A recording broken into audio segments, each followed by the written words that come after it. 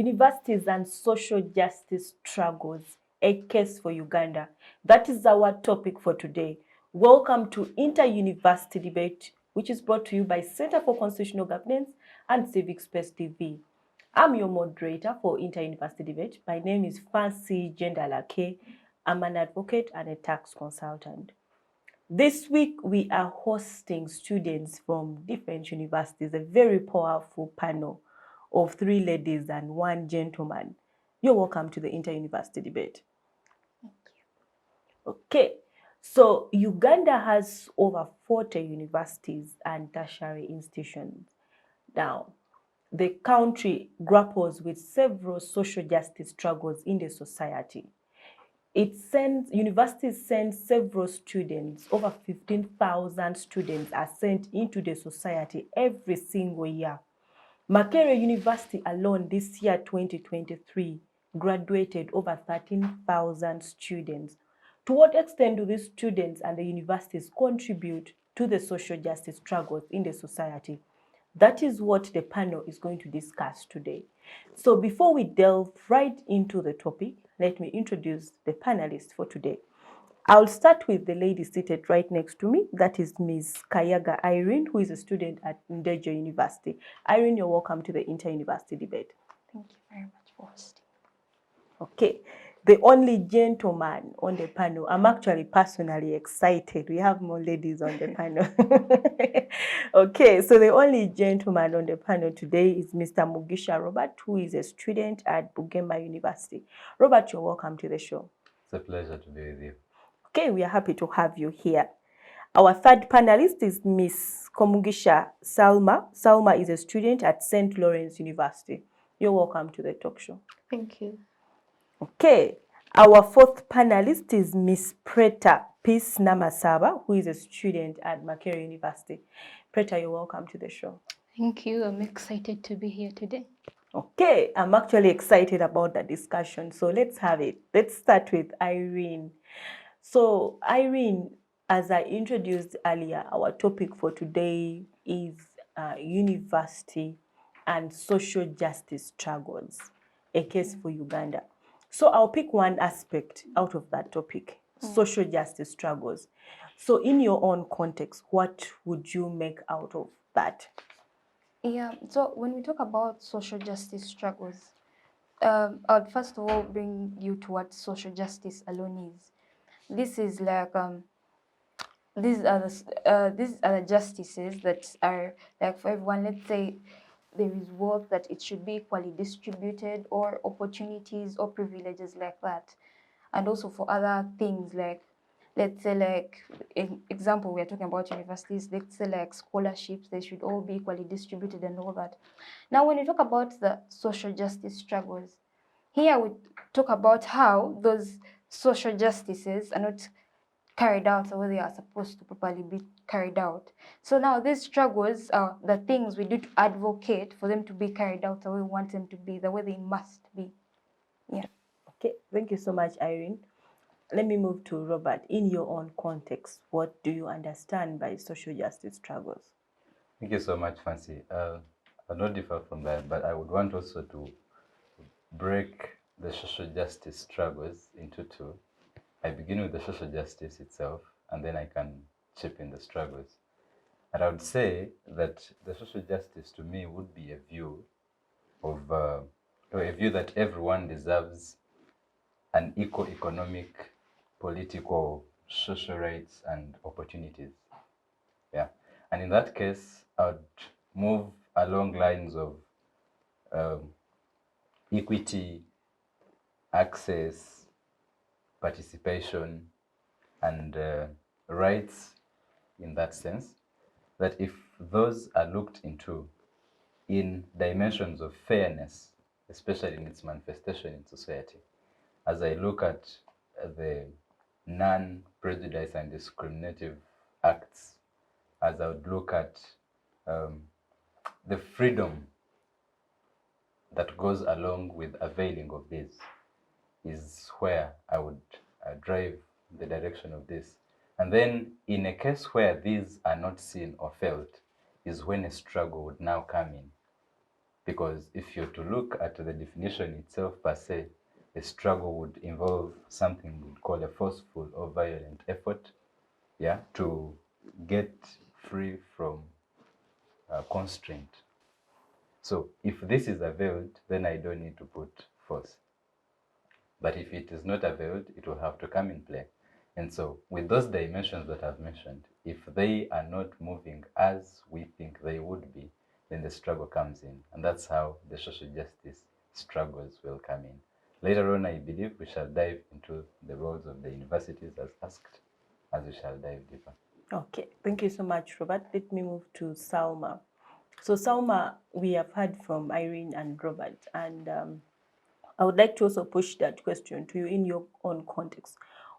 How would you define social justice struggles? Thank you very much. I'm not far from them. As he already said, the social justice struggles in universities in Uganda.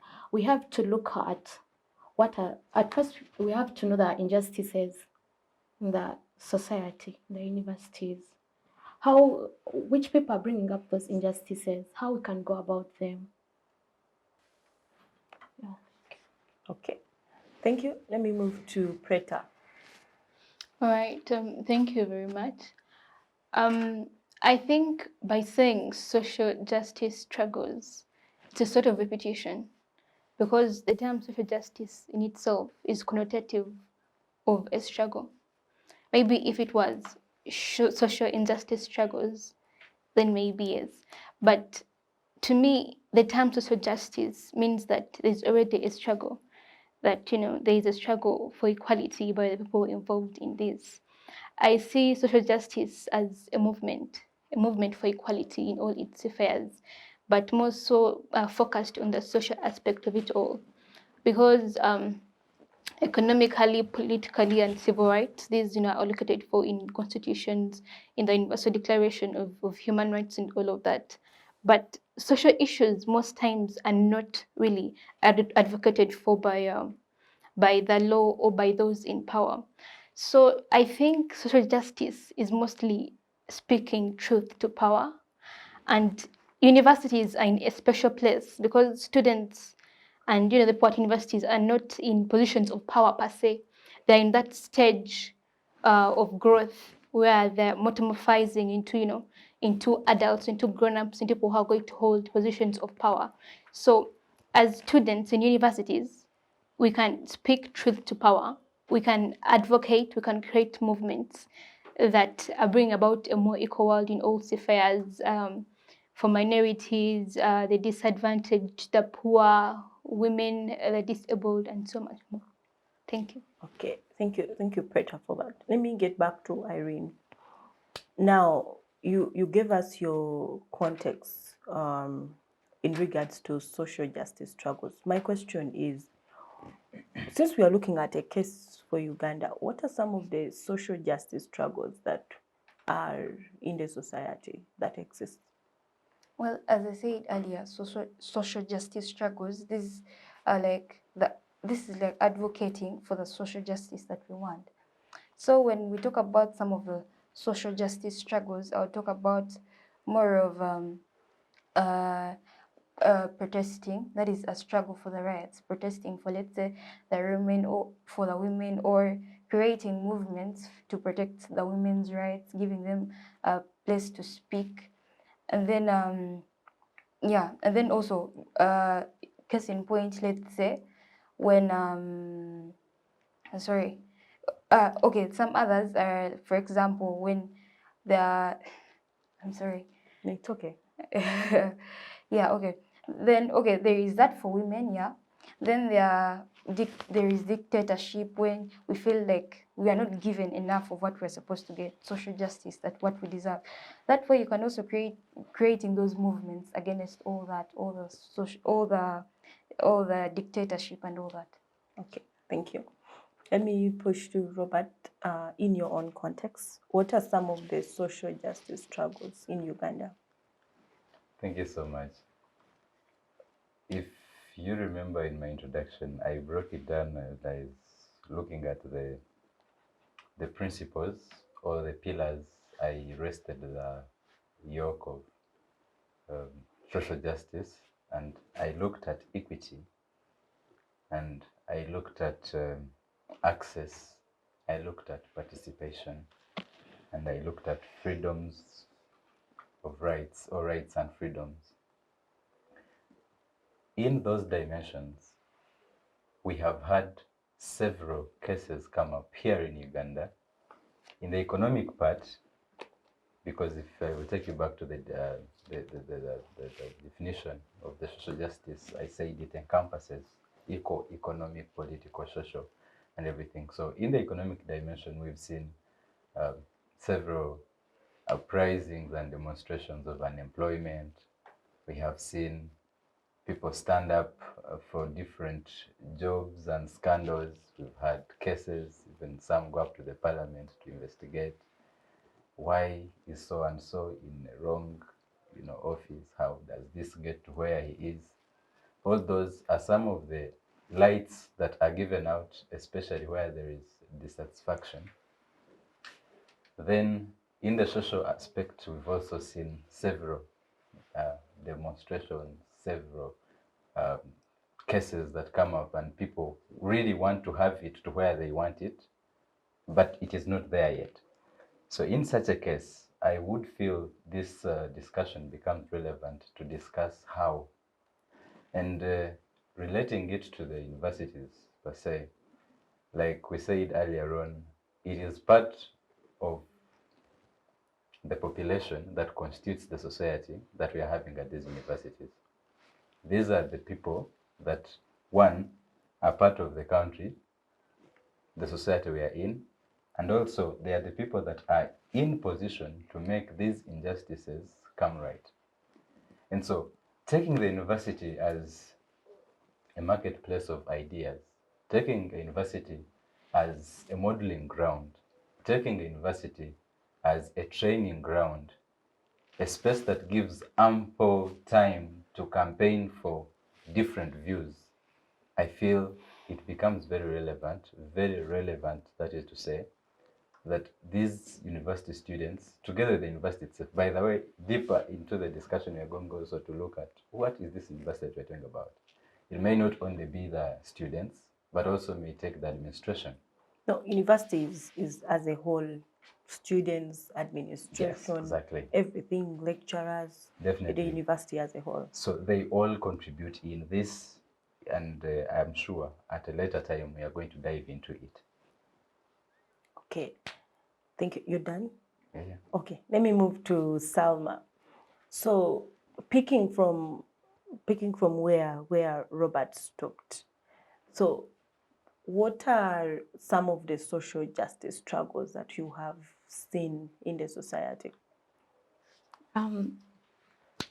Picking from him, in most universities, freedom has been, students have failed to express their freedom and their rights. And it has been brought, I think, by maybe the administration, maybe the leaders. So I think the struggle is supposed to be to bring the justices.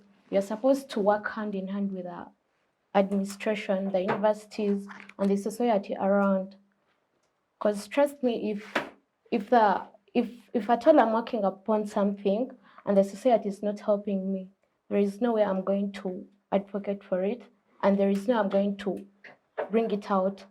So I think we need support from the administration and the society around to bring out the freedom, the rights of the students, and maybe the community around. Okay, thank you. Let me move to Preta.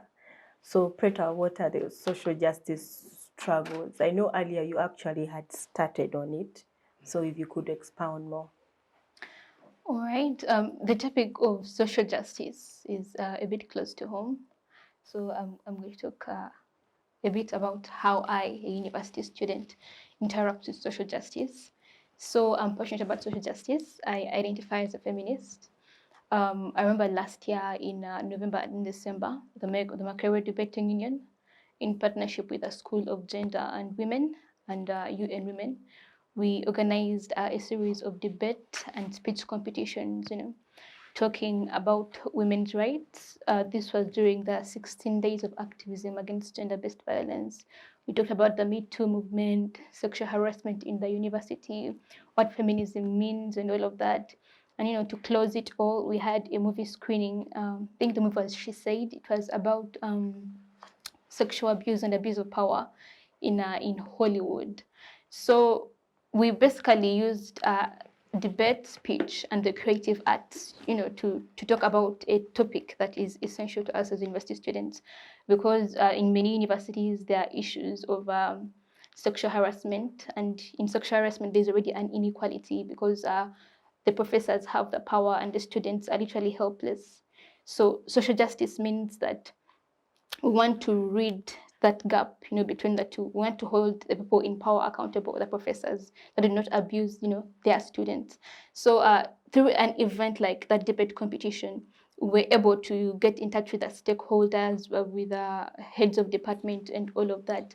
So we used debate and speech as a means of enacting change in the university through creation of awareness and through, policy change, because things like that lead to the changes in the laws so that they become more progressive. Also, last year, at the Makerere School of Law, we published an anthology. It was titled, "I Promise This One Is Not About Politics." The anthology focused on issues that affect us in society. Since we're law students, most of them was about the access to a free trial and a fair hearing, and justice in the courts. That if someone is poor and they go to the courts, maybe they're going to need bribes from them, or their case will not be heard, or will not have a lawyer, and all of those issues. So our anthology was about poverty, about women's rights, and all of that. So we used poetry, the figurative arts, to advocate for a change in the society that we live in, to bridge a gap in the inequalities that we have experienced in society. So yes, I myself have been a social justice champion. I believe even as some others on this panel have been involved in social justice in some ways, though they might not know it. So yes. Okay, thank you so much for going deep. Let's talk about social justice struggles at the university a little more deeper, and I'll still get back to you, Preta. What are some of the gaps that you have noticed in the participation of universities in social justice struggles? Yes. So, as I said earlier, many people who use social justice as a tool for change do not have power in society. Like as students, most of us are not financially stable. We do not have political voices or anything of that sort. So, social justice uses things like the creative arts, as I said before, but more especially things like protests, strikes, and that kind of thing. So you realize in universities, most times, maybe during election times, there is heavy deployment of the police and the military. At Makerere, for example, we no longer have physical rallies or even physical voting. We are now voting online. So these protests, these rallies, they were a tool to accelerate social justice in the university. And as the students have no access to them, it is like we are gagged. We cannot talk about what we want to talk about. The people in power have said that, we have had enough of what you're saying and you won't say it anymore. I remember last year during the first election we held, it was chaotic. I remember a student sadly passed on during the day of the elections, so the entire thing was annulled. So it was about the UCU student, right? Yes. Who had gone to campaign in Yes, Makerere. yes. So then next week, the Makerere Debating Union scheduled a forum, usually hold forum discussions about issues in the university, Uganda, and the world, just to talk about it, to have discourse as students like we are having here. So we scheduled youth, we created posters, put on our social media, and everybody was excited because like this was something that was it was the talk of the day, actually the talk of the week. and we're really anxious to talk about it. And I remember a few minutes before we came together to talk about it, we received information from the university, and they're like, unfortunately, you cannot continue with this discussion. And, we're shocked. We're like, oh, okay, we shall resume next week. And next week, we go back to the place, and they're like, unfortunately, the university has said you cannot use this room for, those activities.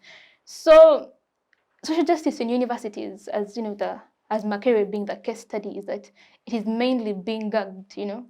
You cannot protest, you cannot strike because there is police and military everywhere. So I guess students have to use other means to talk about social justice, to advocate for the change that they want to see. Okay, thank you so much. And we'll also get back to that to later on get your suggestions. So let me get back to Irene. So Irene, what role do universities play in your own context when it comes to social justice struggles? So universities, first of all, they're like, it's a combination of many. It has the lecturers, the students, and all others. So what it does, it's, as we have the students, they play a role in such a way that they start up these protests, and they be like, we are fighting for this, for so and so, for such a reason. That is one of the way they do it. And then lecturers can be in it, and they be like, oh, we are going to like support our students, or the university can fundraise and is like, let's support the fight against such and such a thing for the better, for the social justice of this. And they be like, we are fundraising to support our students in protesting, or they create policies and they be like, this shall be done in such a way so that it follows up with the social justice that we want. So that if there is this policy that prevents someone from doing something they're not supposed to do, and they're supposed to be like, no, this belongs to so and so, not to another person, and they know there is a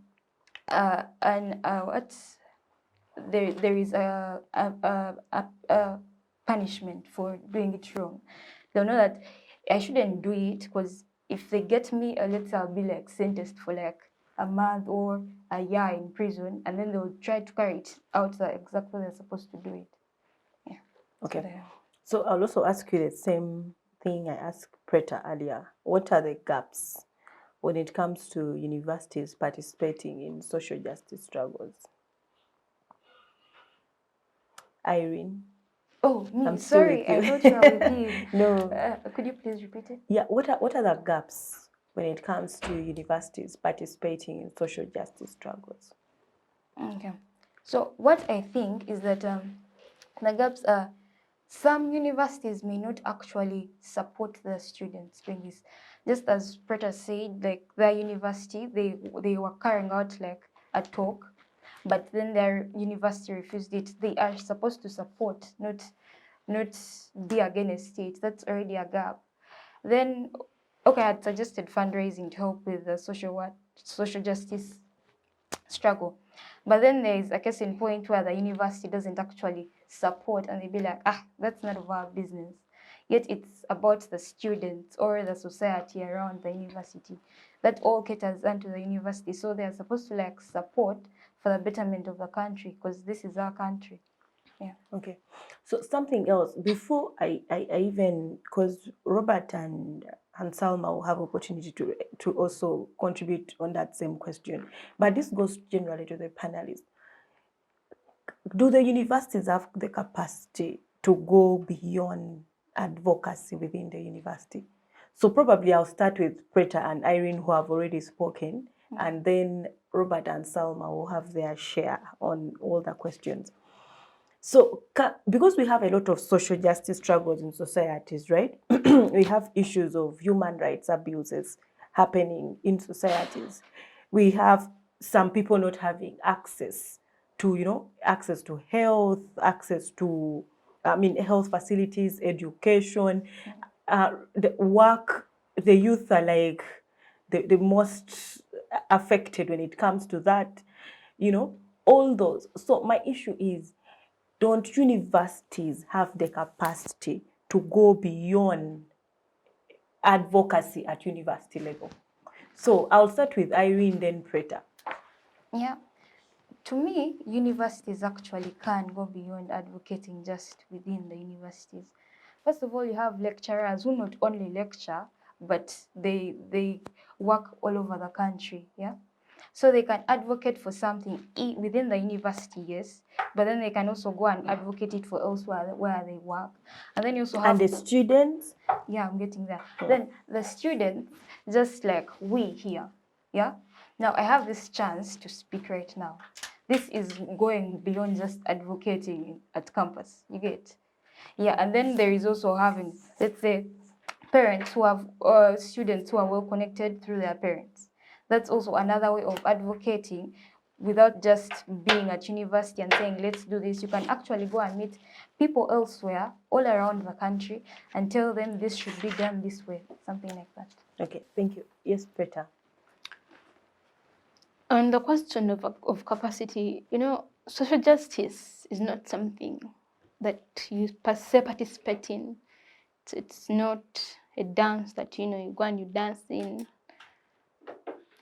With social justice, you have to believe in it. You have to fight for it. That's why we're talking about struggles. It is an ideology. You believe in equality. For example, I believe in the equality of women, so I'm a feminist. I believe in it. I'm fighting for it. I'm struggling for it. So sometimes the issues of social justice do not align per se with what the university has to say. Because universities, the institution of a university, it's a powerful institution. It has stakes in politics, the economy, and generally, what the nation thinks, in its ideologies and all of that. Because universities have the capacity. For example, last week at the School of Law, we held a discussion. The professors held a discussion with so many stakeholders from outside and students, and it was a very engaging discussion on the anti-homosexuality bill that the parliament has recently passed. And of course, there's inequality there because homosexuals and other queer identifying people in this country are a minority.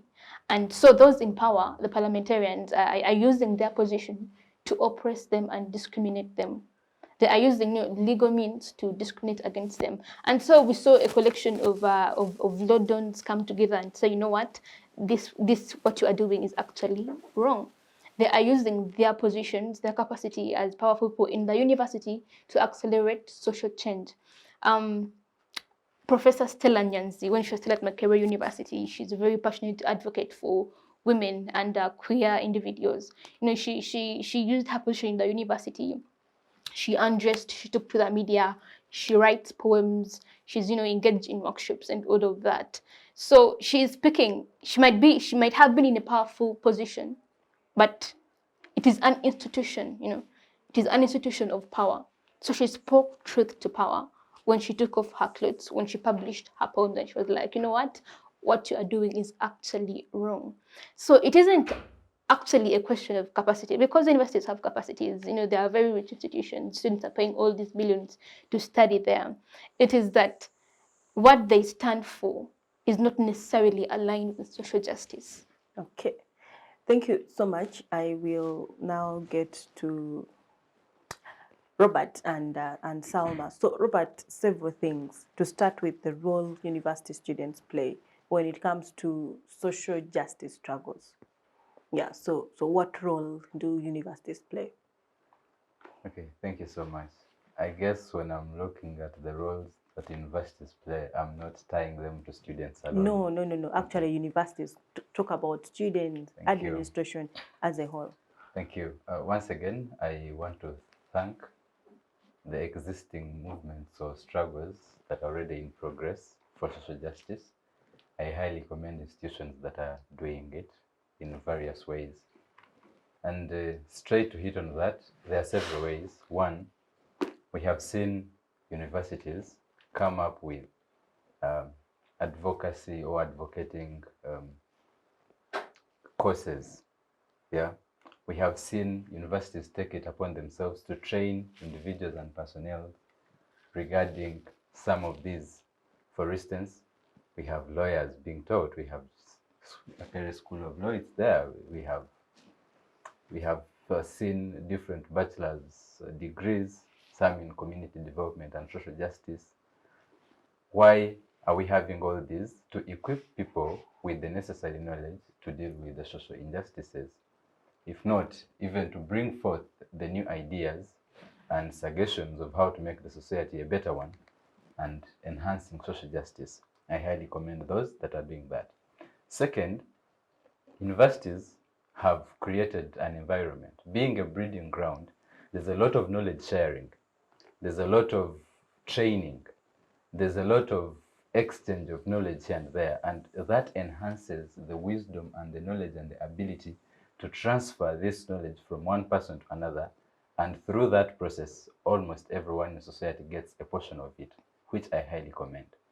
The other one is universities taking it at a level of the uniting of the people from different corners. Different people come together and it becomes a little more contagious, that once I've brought up an issue, Salma is going to be in the know of it and the other person. Why?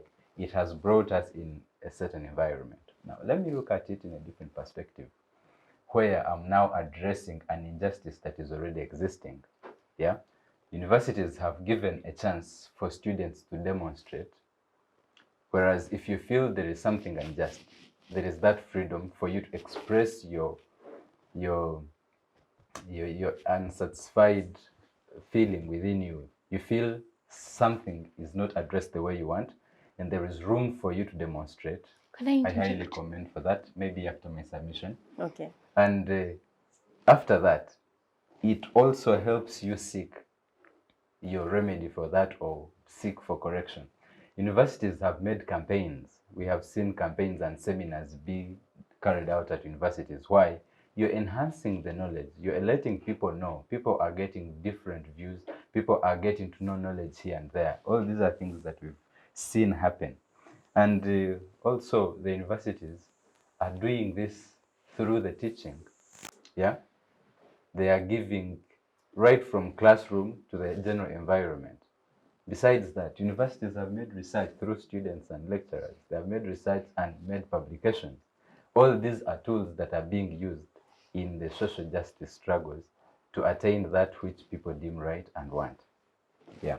Maybe the other question that you asked, that will be the second one, will be, The gaps. doesn't the university have capacity to go beyond? Okay, that was actually the third one, but it's fine. Yes, Yes. yes. So there are gaps, yes, and that is why we come to talk about such. So what can a university do to go beyond that? Yeah, we should not really limit ourselves to only saying, if I'm a student, my role is to go enter a class, study, get my grade and go.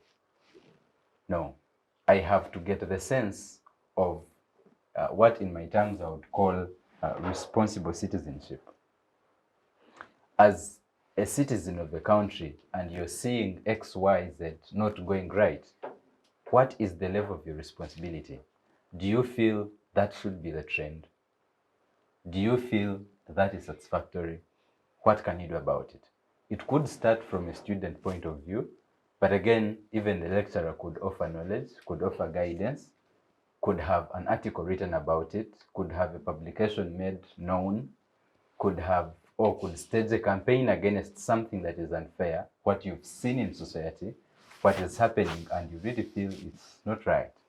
Yeah, I feel you can do something about it. Going back to some of the ways or some of the oppressions or the gaps, for instance, if there are some censorships or freedoms of maybe you're limited to your freedom of participation, let's say in your political activities or your affiliation, as a university, is there something you can do about it? Yes. You could actually adopt these freedoms and rights. For instance, if you were, let me take you personally, from Bugema University, it's an Adventist institution. Yeah. But if I come and I enroll and I'm a Muslim, I should not feel oppressed, or I should not fail to get my space to go and worship because I'm a Muslim. And so university could adopt that. Allocate me space and I'll have my freedom. You get it? Universities, yes, can do something beyond. When universities have graduated their students, and these people have become jobless, or there are no jobs on the street. Will the university sit back and fold their arms as these people are not getting? No. We have seen on several occasions university leavers or graduates go to the streets and demonstrate over unemployment. But yes, the university can do something about it. Yeah, you add your voice on top of the graduates, and because if you don't do it, you're also losing, by the way, because you will not have a market to supply. Because as universities, you're training individuals and human resource to send them out to the field to bring a change or to do service. And therefore, if you're not having these markets where you're putting these people, you're equally not having business. And yes, the universities can do something. Okay, thank you. Yes, Peter, you had an interjection. He was talking about universities allowing students to demonstrate, and I was just curious to know which universities are these that are allowing students to demonstrate. Well, if universities would not allow students to demonstrate, we would not even have demonstrations known anywhere. The fact that I can stage a demonstration and it even gets to the news or to the headline, it means it has. Several times we've had. You say Makerere is, stopped from demonstrating, but it does. It does. Yeah, it does. Chambogo does. You stage it. The moment you're even within that space, leave alone even the civic space, the geographical space itself, and in those boundaries, and I'm able to demonstrate and show my will, or show my level of dissatisfaction, I'm already being contained. And yes, they do. Okay, Peter does not look convinced. I disagree. Okay, you can proceed and make your point. Um, So your issue is that universities constrain students and they Yes. are not able to freely express Yes. through demonstrations. Yes. Okay, and his issue is these things are happening. you know? Allegedly. Exactly, allegedly they are happening. We have seen demonstrations. Of course, we have seen students demonstrate, including Makerere, but we have seen also how security comes very handy on them. We have seen students being tear gassed on several occasions, students being arrested, elections at universities being mad sometimes by police brutality. I remember the one for convocation. That's how the Yes, Kidegas yes. spent Night nights in in prison. yes, they spent some nights in the jail cell. So we have seen that happen as well. So I think that is where Preta is coming from. Okay, maybe if I may just say something about it. That is okay to put across. But the reason why these forces would come in is you're looking at your justice or your freedom as a student, but then they are bringing in the aspect of society. For instance, if you're demonstrating, where would you be demonstrating from? Are you sure your freedoms are not causing injustice to another person? And that is why these deployments What would be there injustice? to mitigate the level of probably havoc or damages, or because if you are given freedom to freely do anything, but did you know that freedom is not free?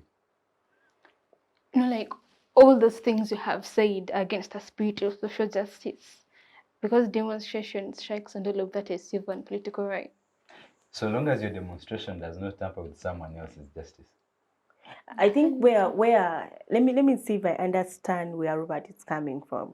From the angle of these demonstrations, if students are allowed to freely demonstrate, let's say they feel they are dissatisfied by something that is happening. When I was at campus at the university, for example, I was a guild vice president, the vice guild president of the university, 11 days in office. Students gave us an ultimatum. They were like, we want our results. We were supposed to go for exams in a week's time. Students said, how do you expect us to do exams when we have not seen results for last term? We are not doing those papers. Yes. The timetable was put out. The students said, you guys have gone ahead to even timetable. We are not doing these papers if we don't see results for the previous term. So what happened was that students issued their written ultimatum. If by this date we have not seen our results, we are going to strike. So it so happened that we of course were engaging the university administration, but it seemed they were constrained by human resource to produce the results. We were having our executive meeting. We had all of a sudden there was a strike. It resulted into burning of the main hall. You know, the main hall was burnt down by the students. That was my first time to experience tear gas. You know, trying to be a hero. So I think where Robert is coming from is from the angle, shouldn't we have some sort of constraint when it comes to some of these demonstrations, because it might infringe on another person's right? See, that's Definitely. it. It is not a demonstration if there is no chaos. There has to be chaos for it But to work. Preta, should There is- someone else's right in order for be there to infringed? be change, there has to be instability. The status quo has to be shaken. So Preta, let me just say, pressure. if you are, for example, the Minister for Security in the country, or Inspector General of Police, or even if at a smaller level, let's say probably you're in control, you have power, would you allow a group of people demonstrating to infringe another person's rights? For example, destroy property belonging to another person, injure another person. These people throw stones, injure, even if police, is that okay? Is it something that we should let it happen amid these demonstrations? Demonstrations are a hallmark of democracy. That's how the French Revolution began. That's why we are all here with this democracy, with elections and the parliament and the executive and all of that. So it is okay for They are the them hallmark to of allow democracy. another person suffer some sort of injustice. Is it okay? The question is, They can. Is it okay? they- My demonstration. question How- is, You do Our not question have to is- stop the demonstration to have certain sense of order. You know, if the police can be deployed not to spread tear gas around the students, but to make sure that no property is destroyed and nobody is killed how do you during ensure? the process. How do you ensure That- that a group of students do not destroy property without using tear gas? an angry mob. By being watchful. Actually, it's like provoking them. By being watchful. Because like provoking as students, soon it will bring as out the students police. begin, to organize already, seeing police presence, the military in their canisters and the hazmat suits and all of that. And let me tell you, the mere presence of military there is it's an instigating factor,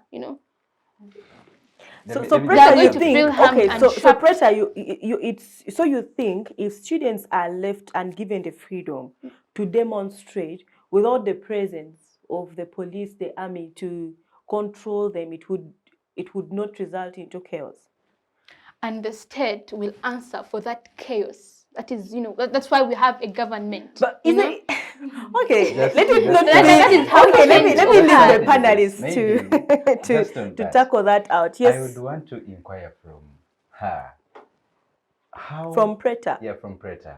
How much sense does it give you for one's rights to infringe on the other person's? Okay, what rights are being infringed Does upon it here? give Because you're you- saying rights. What rights? Right to life. So Okay. Right to life when Okay, someone dies okay. is being infringed. It is Is it being okay to infringed. infringe that? if right? someone is being killed, you stop it, because as you're trying to protect the right to life, you are harming the right How to, without to, using Thank to you so freedom much. of guys? She liberty said and you How all stop of it. that. She said You you stop stop it. it. So the process of stopping it is actually through bringing these organs, these security personnel, telling you please stop. Because when you go beyond that, Which is someone also an actually- infringement of a human right. First of all, when Because you go all these beyond other and rights it are is built on the unfiltered, civil and political rights. And at the hallmark of all of that is the right to demonstrate, to strike, to talk, to express your wishes and everything to the government and those in power. Yes. It- So okay, let's take a short break and still come back with our panel discussing the issue of social justice and the universities. Yes, we'll come back right after the break. Digital rights are those human rights and legal rights that allow individuals to access, use, create, and publish digital media or to access and use computers, other electronic devices, and telecommunication networks. Digital rights include a right to freedom of expression, information and communication through technology, a right to privacy and data protection, a right to credit for personal works, a right to universal and equal digital access, a right to identity, a right to anonymity, a right to be forgotten, and a right for protection of minors, among others.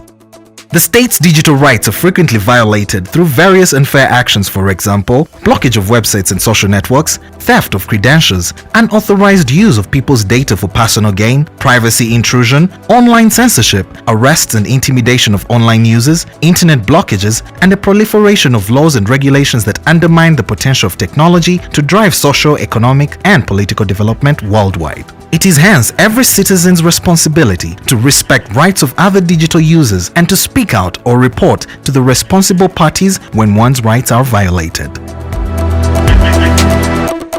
Welcome back from the short break.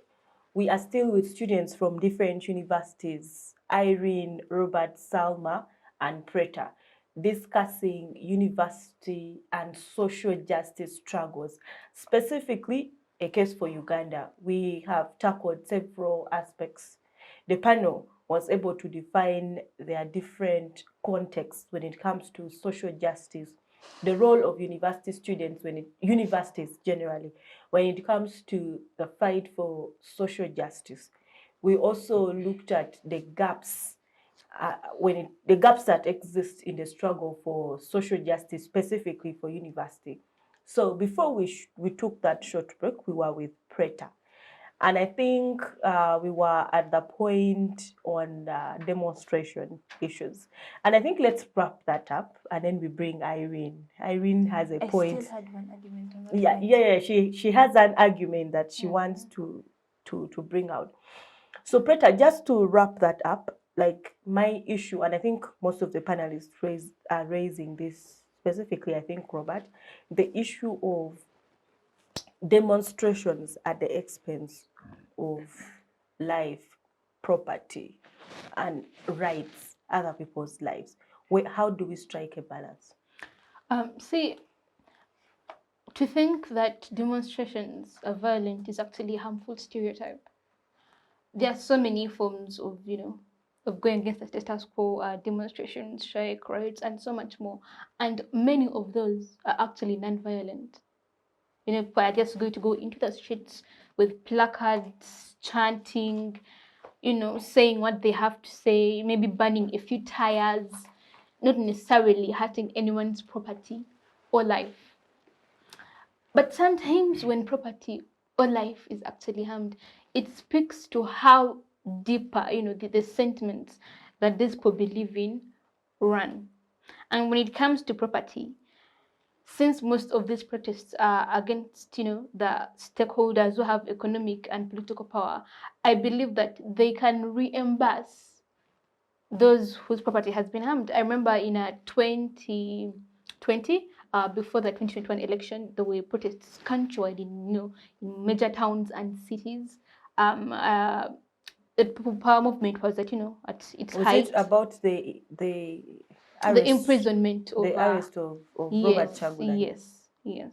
And they were protesting that, and a few buildings were damaged, and the government actually reimbursed the owners of those buildings because they were the ones who were in the wrong. They were holding Chagulanyi captive arbitrarily, and hence the people protested. They used their civil and political rights to protest. Unfortunately, many of them lost their lives and others were injured, terminally and all of that.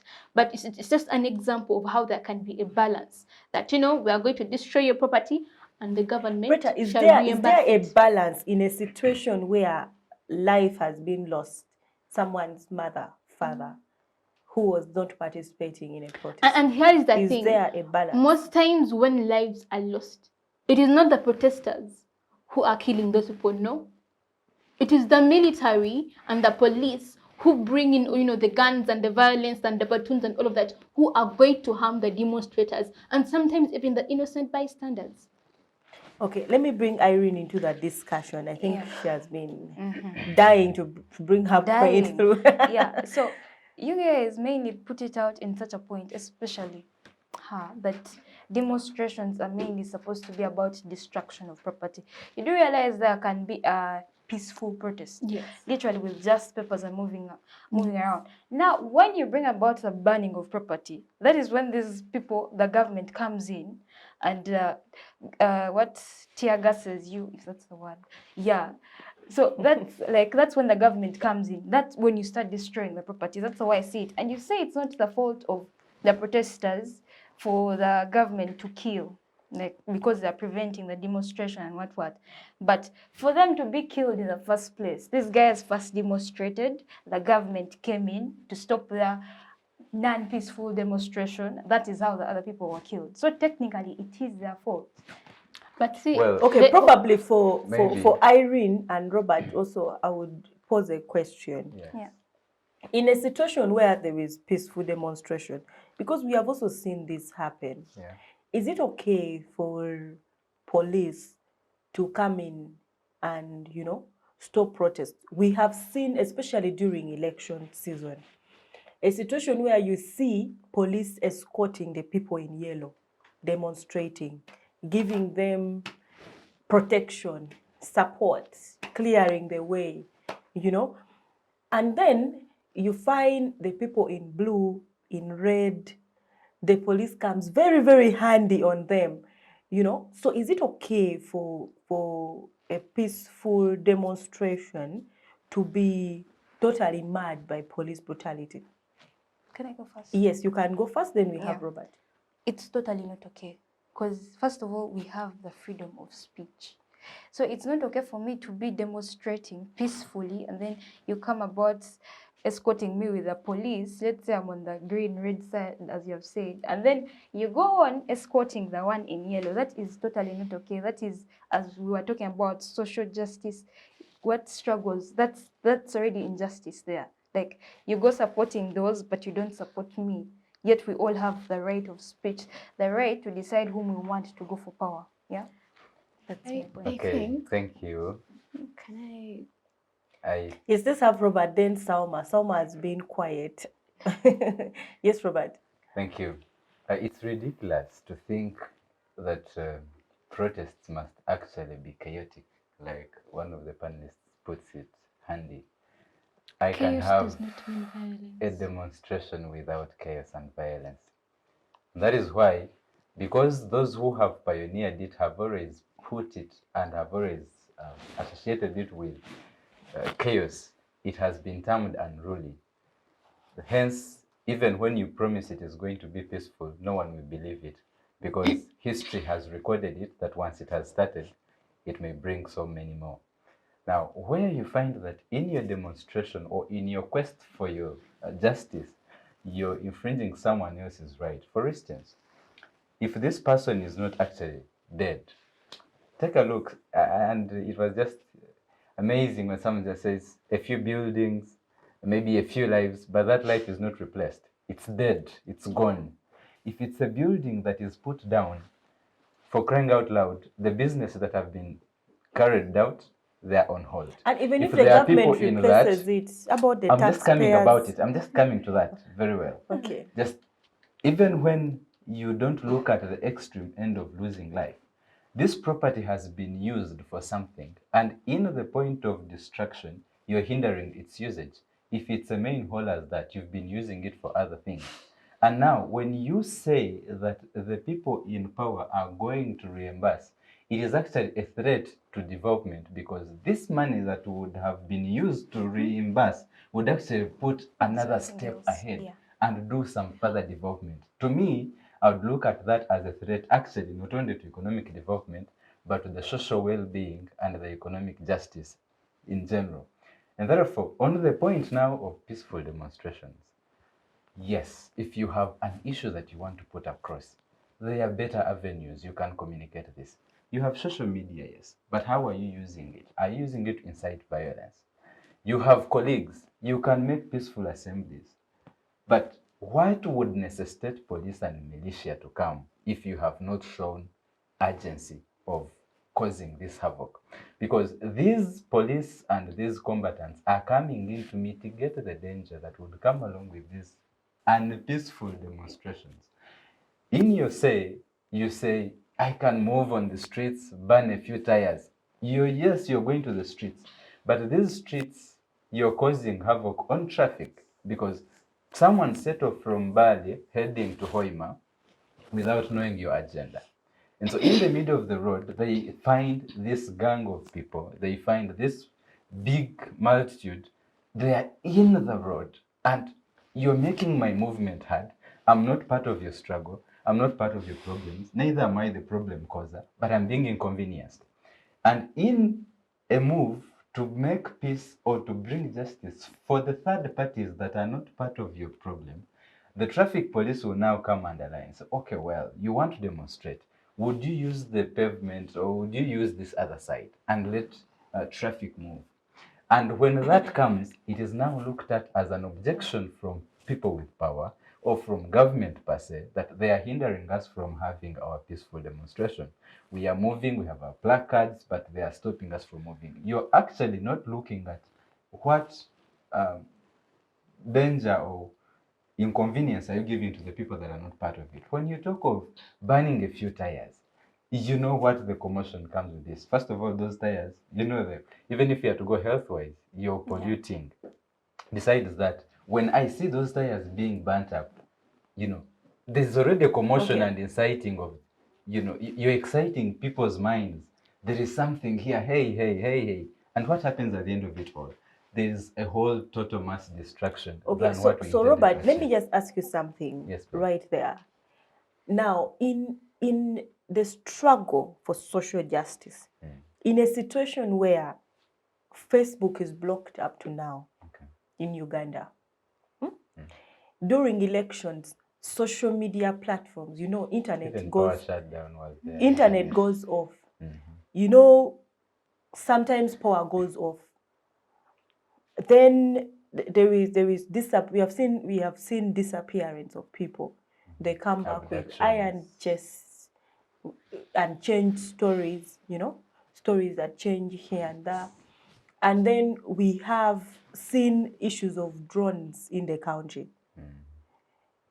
And then total clampdown on opposition leaders. We have seen that civil society organizations being curtailed. We have seen closure of CSOs. UN Office of the Human Rights Commission has been told to pack. We are not renewing the inter-country agreement. Now, in such a situation where peaceful avenues have been constrained, what do you do? Okay. Thank you so much. Probably that's where Preta is. I don't know if that is where Preta is coming from. I really like to respond to his submission. Probably that's where Preta is coming from. So in a situation where peaceful avenues of advocacy are totally being curtailed, what do you do to fight for social justice? Okay, thank you. Once again, I would look at it in this way. Much as I'm talking about the protection of other people's rights in the search or in the quest for one's justice, it does not go untouched to say that some people don't go extreme. In that way, several of the cases that you've talked about, it's true. They have happened. That's why they are able to be cited. In those cases, I would say, also, the government goes extreme. So what do the citizens do? And when it happens that way, as a citizen who is being infringed on, you must exhaust all the other peaceful means. Which ones? Which one is what? Which ones is what we are waiting for? But you see these things that way. So which one is what we are waiting for? Because we are looking at the struggle for social justice, and we of course we have looked at the different avenues, which you guys will also later suggest. But our point, my point, which I'm trying to look at where Preta is coming from, where peaceful means has been totally, you know, curtailed. Especially in this country, we have had issues with election reforms, right? The courts will come out and say, yes, there are problems, wasn't free and fair, but, you know, this is not sufficient to nullify the elections. They suggest election reforms. It's not implemented. What do the citizens do? You see, what do the citizens do in such avenue? How do we strike a balance? If the counter move to the censure is violent, then I would urge the person or the citizens, one, to measure the dimension, not necessarily dimension, but to look at the magnitude of the effect of these processions, or as you're having these chaotic or violent means. Look at it. First of all, if I were one of them, this is what I would ask myself. Will I still win it or will lose it either way? For instance, what will it help you to still go and make a stone, get hold of a stone, throw it to a person whom you are very sure in return is going to give you a bullet? Because you're I standing would for still what you need believe to in. calculate my move before I begin. If I really see that it is a waste of time, I'd rather still find how I exhaust fully. You are asking me how else can I exhaust fully? If you have made a peaceful demonstration, or you're maybe making a movement, you're saying we are trekking from here to town, and you're blocked by police. Have you made a peaceful assembly? Have you made an assembly somewhere? Yes, if that has not happened, you can try it. If you're saying that social media has been blocked, how else can I communicate? Am I still left with a chance to go and congregate in churches? Yes, if I have my freedom to express my worship, I could pass the same message through the religious avenues. If I go to church and I talk to them, hey, people, I know we are all the people that constitute the Republic of Uganda. Item XYZ is not happening. Can we have this? These are the avenues that you can meet these people. If social media is blocked and maybe movement is blocked, I'm not sure whether they will stop you from going to church. I'm not sure they will stop you from gathering like we are. I'm not sure whether they will stop you from having a one-to-one engagement. I'm not really sure that they're going to stop you from publishing a book or an article. Through that, I will still pass out my message, not necessarily going to a violent move that I have miscalculated, that myself, I stand a chance to lose my life and even infringe on someone other, Okay. a person's either life or property. That's my Okay, position. let's hear from. Thank you so much, Robert. Thank you for that discussion, Robert, Preta, Irene. Thank you. Let's move to Salma. So Salma, we will start from the angle of the role university students play, the gaps, and probably, I don't know if you had something to also say about the discussion that was ongoing. Thank you very much. The universities, I think the universities have a very big capacity to bring up the social justices. Because we see most of the most of the university heads, they are big people, so they have the voice to really talk about the injustices in the society and to bring out the policies that maybe if you do this, you're going to this will be the penalty of doing this.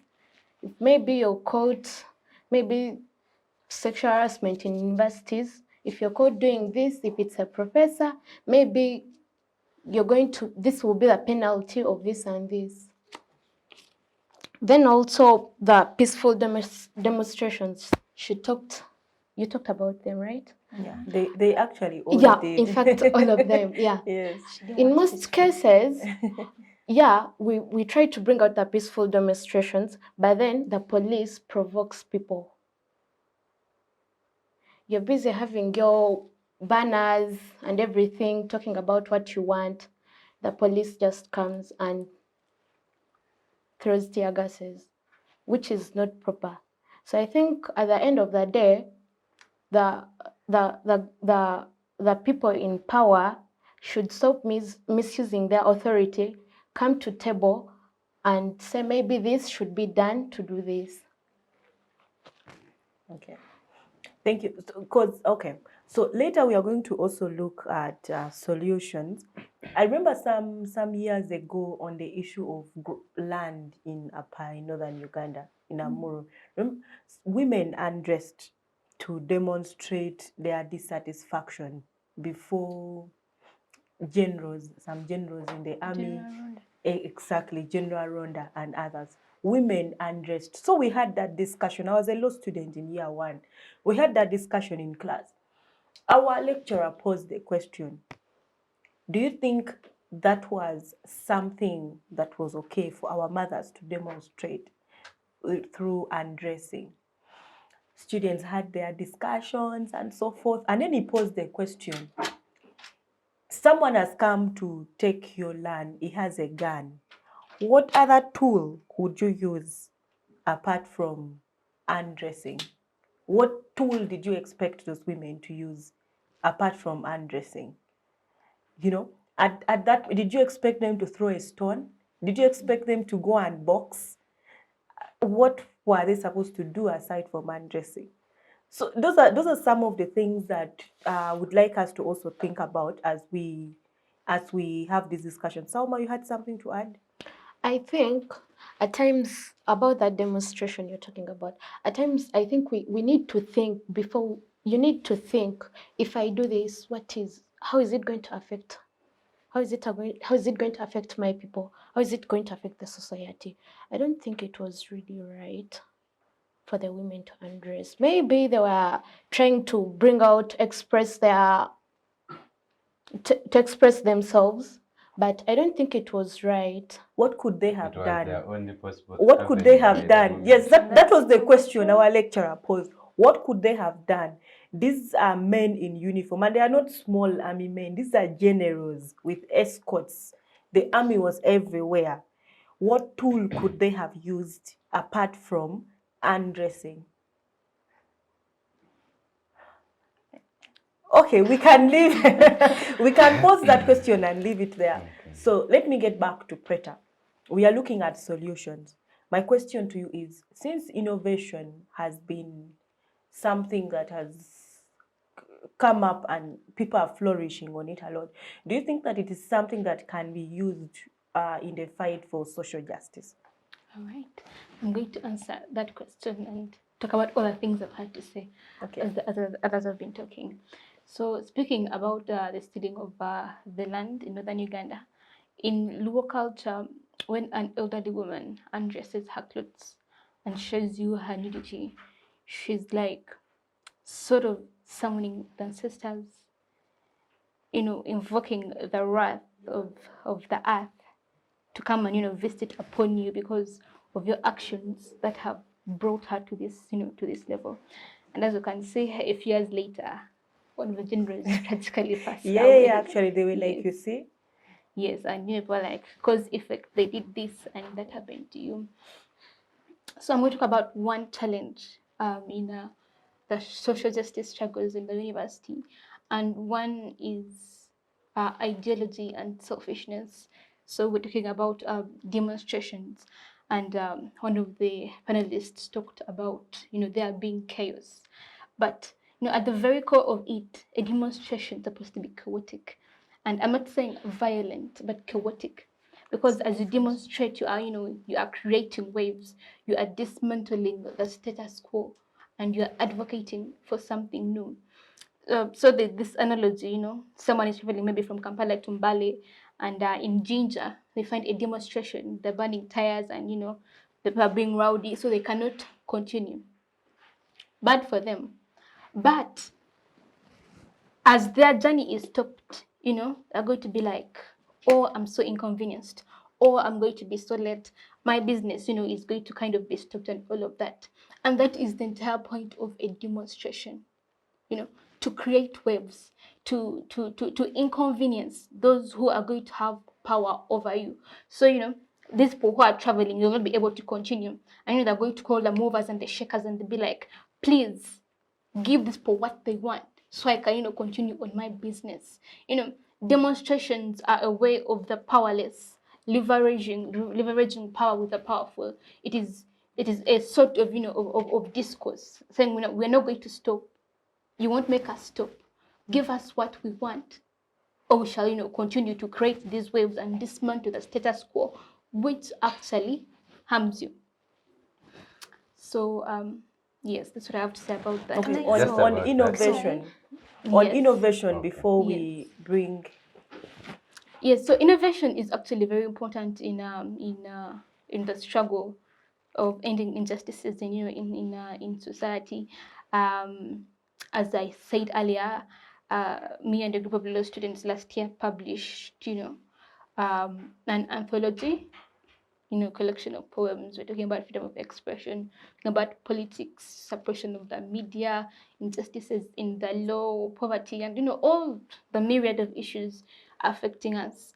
And getting those words, all those sentiments that we have, and we put them down on paper and we say like, these are the issues we want to change them. We are using art, we are using innovation, to tackle the issues that are affecting us, through writing, through speech, through creation of new forms of technology and all of that.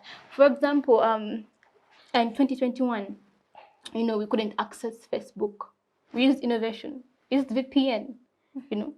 The state is saying, oh, you can't use Facebook, you're going to, cause chaos with all your posts and all of that. And then people were like, sorry, we have VPN. That is innovation, they use the app to bypass all that has been put in place. Yeah. And they accessed it. So can Ugandan universities also do the same use of innovation? Do they have the capacity? Do the students have the capacity to innovate and use innovation as a means to fight for social justice? Well, I can't speak for the institution of the university because there are so many conflicting views in that institution. But for students, I can say yes, very much so.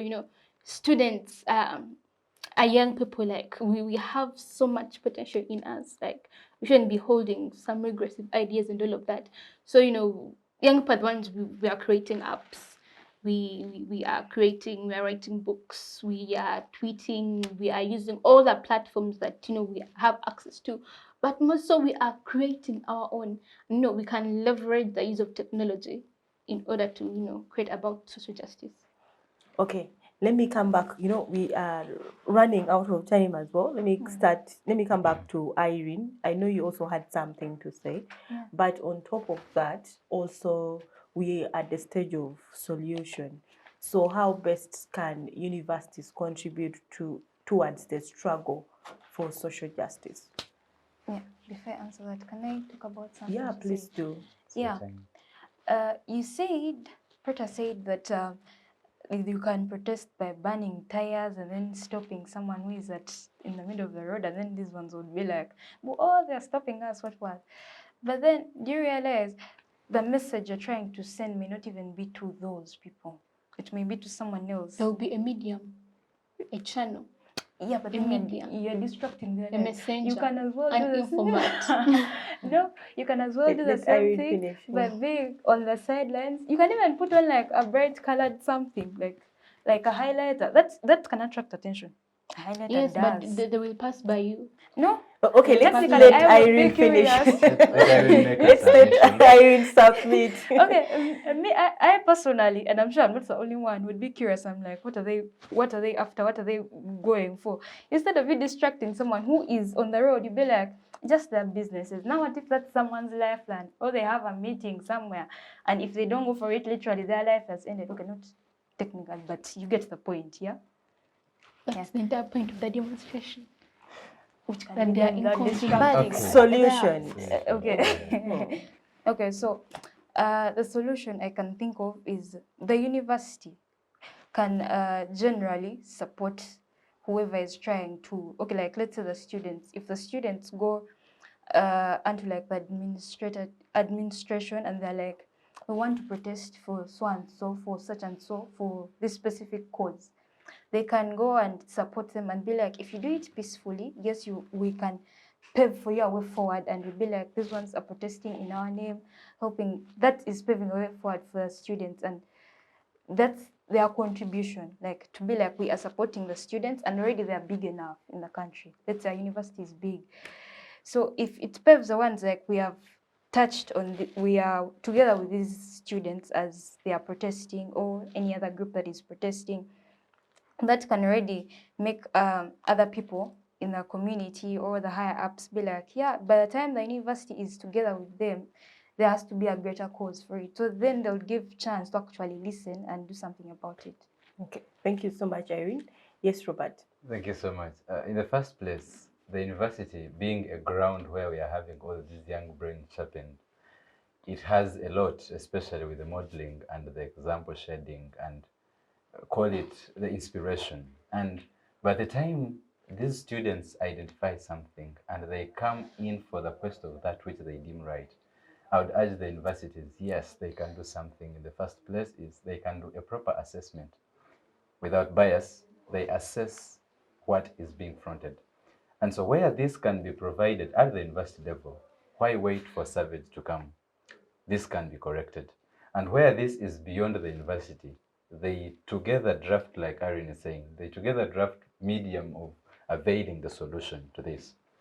And as you're bringing all this, I want us to remember that once you put yourself in a position where you attract everyone's attention, expect different response because everyone will interpret your message differently. And I want us to agree that human beings respond to incentives.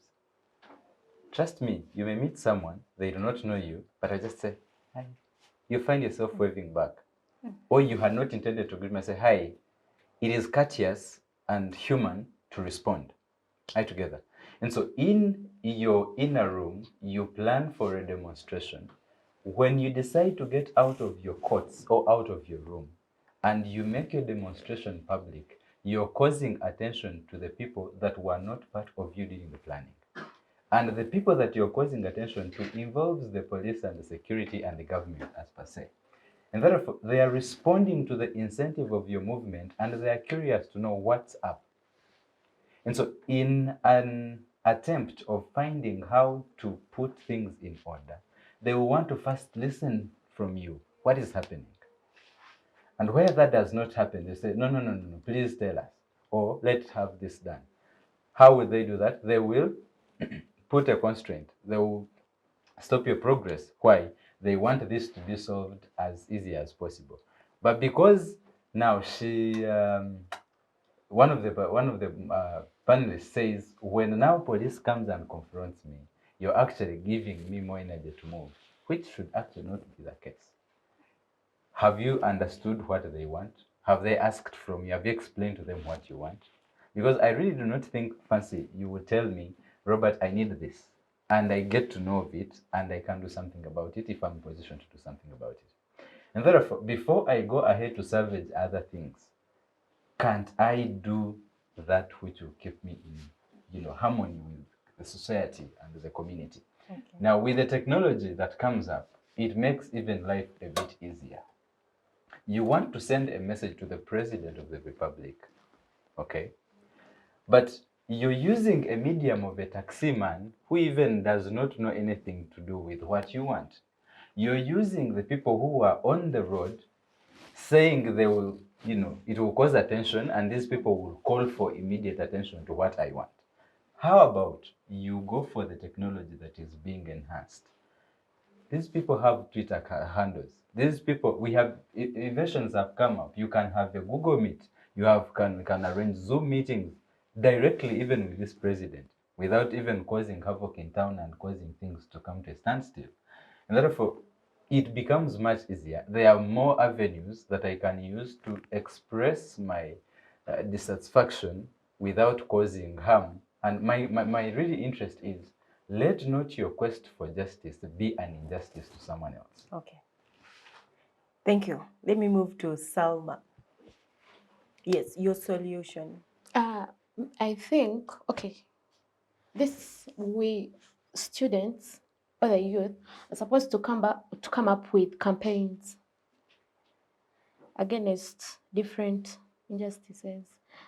And I really expect the university administrators and every other person to support the youth to bring up their campaigns. They can be runs, they can maybe outreaches, and maybe other things that are more peaceful than the demonstrations that are going to maybe kill someone's mother, kill someone's daughter.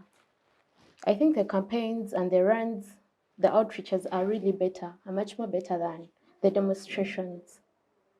Okay, thank you so much, Salma. So let's have Preta. I think the gist of social justice is in the ideology, it is in the idea. And universities themselves are hotbeds for ideas. Our own very president, His Excellency Yoweri Museveni, while he was at Dar es Salaam University, he was, part of a Pan-African society, advocating for, decolonization and all of that. Him and a group of peers actually went to the countries who were still under colonial rule of Portugal, and they fought in that liberation struggle. After that, they came to Uganda and, released us from the dictatorial rule of Idi Amin. And, that's how, we had the guerrilla war and the NRA war. So social justice is mainly about the idea. It's about what's in your head. The campaigns, the innovations, all those, they are means, they are tools, but they are not what is important. It is the fact that you have the right idea.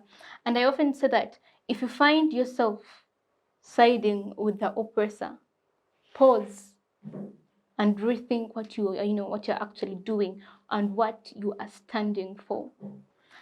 I think that social justice is so greatly about ideology, and I encourage university students to to free their minds, to analyze what they are being fed by all these systems, and to not be selfish. A big part of fighting for change, advocating for social justice, is putting others above self. That somehow may come my way, but others apart from me are going to benefit from this that I'm advocating for. So I think, as young people, as university students, we should take a minute to think about which side we are on, what ideologies we are advocating for. Okay. And yeah. Thank you. We have actually run out of time. We have come to the end of our discussion for today. Yes, Robert, what do you want to add? Thank you so much. I'm really happy that at the end of it all, my colleague realizes the actual essence of the quest that we are talking about, that it's about the ideologies and how they get to our intended reasons and the different avenues we could use. And she makes one statement that I love so much. If you prioritize others above self, I will cause less harm to them, not because of my personal Okay, in best simpler needs. terms, I was saying Thank you so much. that you're siding with the oppressors. Okay. Thank you so much to the panel. I just love Okay, it. thank you so much, the panelists, for today. Thank you so much for the beautiful discussions that we have had here. Thank you, Irene, Robert, Salma, and Preta, for coming through and gracing our invitation to be part of this panel. We have come to the end of our talk show for today.